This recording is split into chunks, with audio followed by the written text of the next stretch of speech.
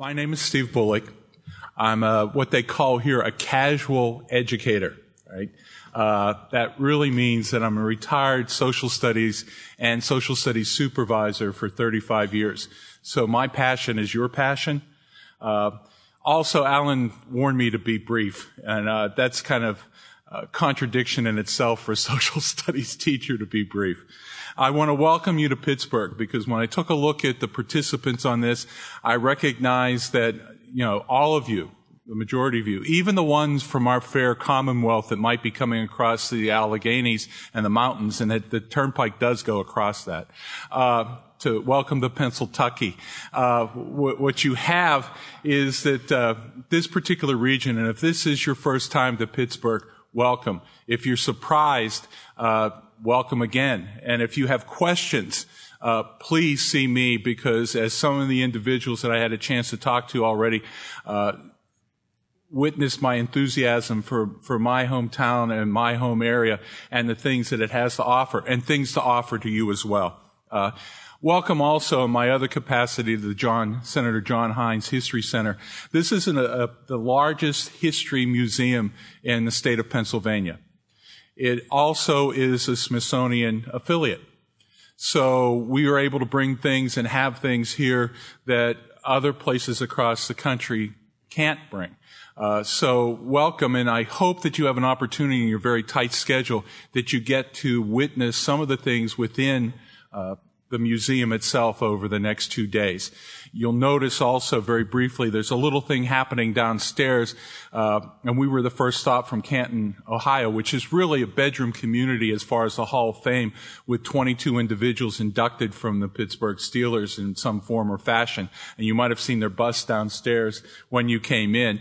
But Gridiron is downstairs, and so there's a major, major piece happening here because football in Pittsburgh it's a pretty important thing. All right.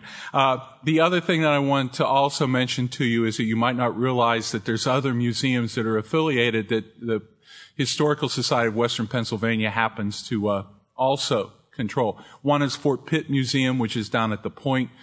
That's the confluence of the two rivers, and it's actually 4 rivers because there's a river underneath where you're looking. And also the Meadowcroft Village, which is the rock shelter 35 miles from here, with the oldest excavation site going back 16,000 years as far as Native Americans.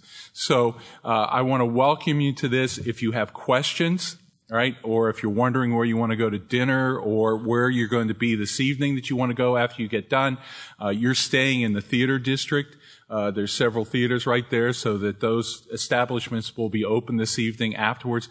But if you have any questions, just track me down in between breaks and then try to get away from me because I'll keep talking. All right. I'm also, in my hats, the role of chair of the Teachers Advisory Committee for the World Affairs Council, and it's with great honor that I introduce you to the president of the World Affairs Council, Steve Sokol. So, good morning, everyone. As Steve said, I'm the president of the World Affairs Council, and I have 2 questions for you maybe to begin with. The first one is, how many of you are in Pittsburgh for the first time? Okay. That means that you really need to take advantage of being here and explore the city while you're here. I think you'll find it's a pretty amazing place. I'm just as passionate about Pittsburgh as Steve is, but I'm relatively new. I moved here 2 years ago to assume my role as the head of the World Affairs Council. And so my second question is, how many of you have World Affairs Councils in your communities and work with them on a regular basis? Good. For the rest of you, I hope that if you haven't discovered it yet, that you look for one. There are World Affairs Councils in about 90 cities across the U.S., and we are very different, but we also have a common mission. There are big councils in cities like Chicago and San Francisco and L.A. They have budgets of 5 to 7 million, staffs of 50 to 60 people. At the other end of the spectrum, a retired foreign service officer who organizes 2 or 3 events for his or her community a year, and basically everything in between. The Pittsburgh Council is at the bottom end of that top tier. We have a budget of $1 million, we have a staff of 8 to 10, but what we all have in common is our mission is to educate and inform the public about international issues. And what we've started to add in Pittsburgh is and why they matter to Pittsburgh. And I think that that's true in many of the other communities where there are councils. The councils all work with the professional community, but they also have educational outreach programs and work with teachers and with students. So I'd encourage you to check out your local council if you have one. The timing of this event could hardly be better because you as teachers, as educators, are really in the front line of training the next generation of leaders. And just last weekend, Pittsburgh played host to 1,200 young leaders from 183 countries under the auspices of something called One Young World. And I was just telling Alan that the World Affairs Council was heavily involved with that. But basically what happened is young people came to Pittsburgh to talk about the most pressing economic, social, and political issues that they're addressing in their communities, in their countries, but also globally. And as you would imagine, some of the challenges in the Middle East came up during the course of those discussions. So I'd really like to commend FPRI for taking up Iran and the Middle East as the topic for this teacher workshop, for this training session, but also for inviting the council to help with it, to be involved with it. And of course, it's always great to be at the Heinz History Center and to collaborate with Steve and his colleagues here. The Middle East is one of the topics that the World Affairs Councils of America took on as 6 issues that they wanted to address in the run-up to the 2012 election. 2 years ago at the annual conference for the World Affairs Councils, Steve Hadley, the former national security advisor, laid down the gauntlet to the council heads and said, you're in a unique position to provide nonpartisan / perspectives from both sides of the aisle on a series of issues. And the Middle East was one of the topics that we took up. And it has been important, as we've all seen from the headlines recently in terms of what's happening with the presidential election. But the Middle East is also a topic, and Iran in particular, that's really kind of caught the interest, piqued the interest of students, at least in this area. And so when Alan and I were talking initially about the topic today, focusing on Iran, it resonated with me because in May of this year, based on an initiative taken by students at one of our local high schools, we did a day-long event that focused on Iran. And we could actually not have done better in terms of timing. The timing coincided with the negotiations that were going on in Baghdad with the 6 powers, and we had planned a simulation exercise for the students to actually try to negotiate a deal around Iran's nuclear ambitions. And one of the speakers that we had, Trita Parsi, who's perhaps somebody that some of you have heard of, was in Pittsburgh to do a briefing with the students. And he was constantly in touch with his colleagues in Baghdad to see how the negotiations were going. And he told the students that they were actually doing a better job of negotiating a deal than the professional negotiators were. But for our kids to be discussing something as it was breaking news made it extremely topical for them. And as I said, it was one student in one class who said, we want to have an event that focuses on Iran, and we want to have an event where we're not just talked at, but where we're able to talk as well. And so we were able to really pick up that theme and put together something that turned out to be very, very valuable for those students as an educational experience. For those of you not connected with World Affairs Councils, one last plug, and that is we at the Council in Pittsburgh have started experimenting with video conferencing technology and connecting kids not only by convening them in a classroom someplace, but using video conferencing to connect them with their peers throughout the region, across the country, and around the world. And that Iran event was one of them. We had several schools across the nation that participated in the discussions with our students here in the Pittsburgh area. So if you're interested in finding out more about that, please try to catch me today or check out our website, World Affairs Council of Pittsburgh. If you Google that, it will come up. But I just want to welcome all of you to Pittsburgh, wish you fruitful discussions today, and that it's a very educational and informative experience for all of you. So thank you very much.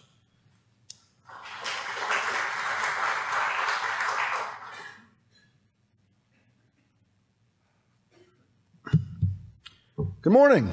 I tell you what, it's a drag to be here at the west end of the Eastern time zone. The sun rises even much later than in Philadelphia. Walk over here in the dark. My name is Walter McDougall. I am the co-director of the FPRI History Institute, and on behalf of our president, Alan Luxembourg, I'm privileged to welcome all of you to the latest in our series of teachers' conferences. By Paul Dickler's count, this is number 43. So we must be doing something right, and I hope that we can demonstrate to you over the next very intense but exhilarating 29 hours what we do right. It's also my privilege to introduce this conference because of the world-class quality of the scholars that we assemble to fulfill what we really consider to be the FPRI brand, which is not to press a particular political or ideological agenda, but rather to provide the deep historical, geographical, and cultural contexts for pressing current events. It's also a privilege for me to welcome our audience, our self-selected audience of teachers. Because speaking as a college professor who inherits your graduates in my classrooms, and as a high school parent myself, I honor your calling and I thank you for your devotion.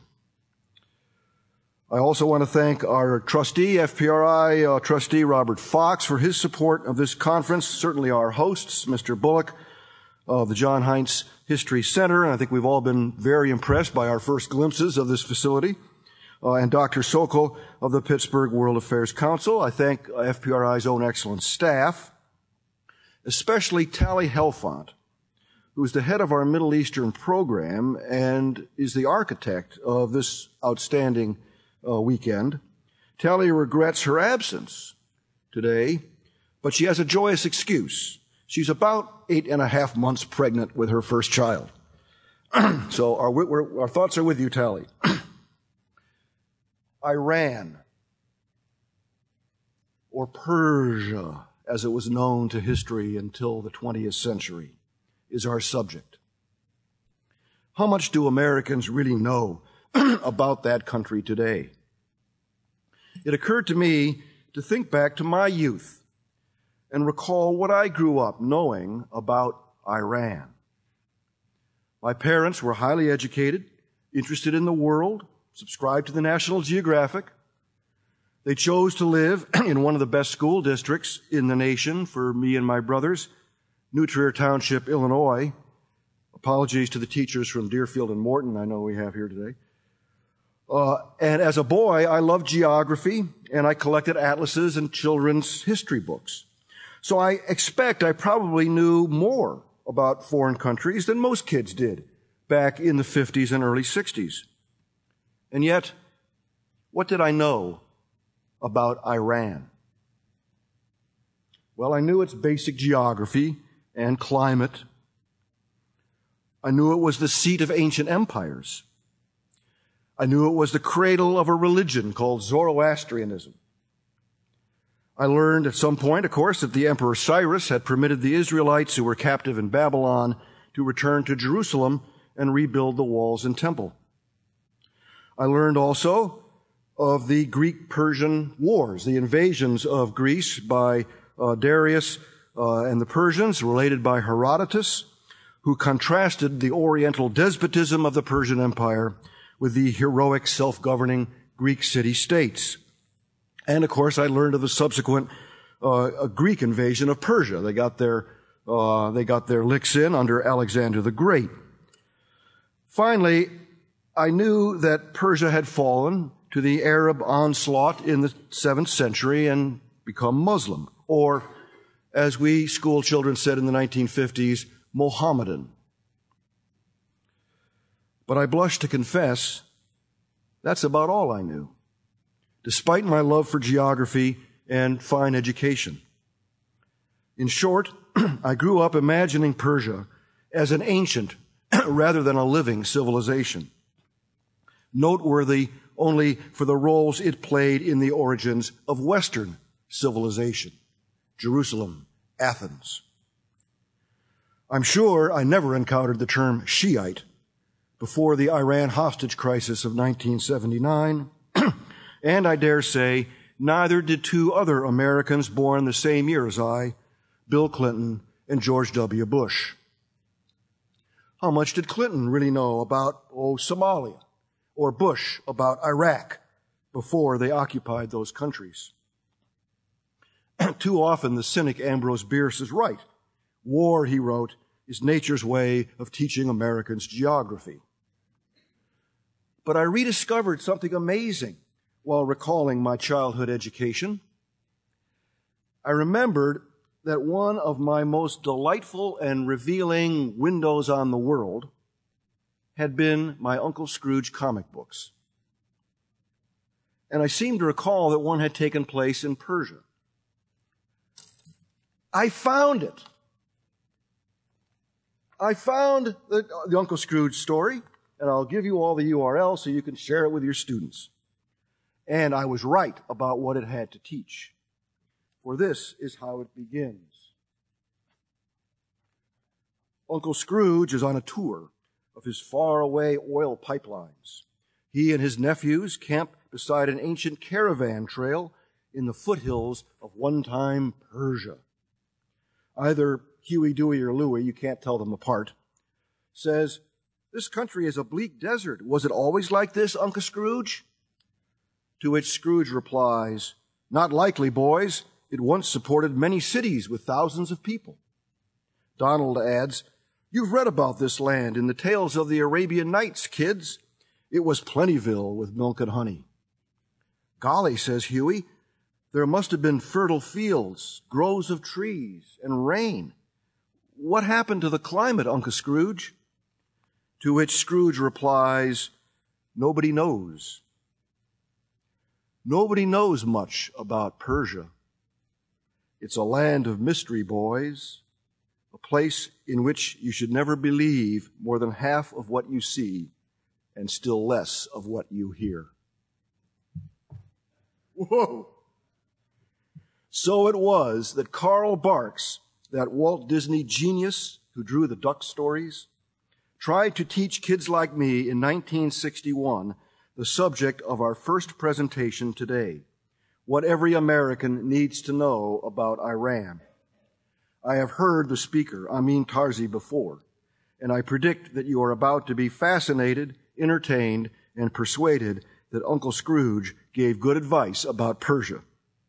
All you have to do, of course, is figure out which half to believe of what you see and hear.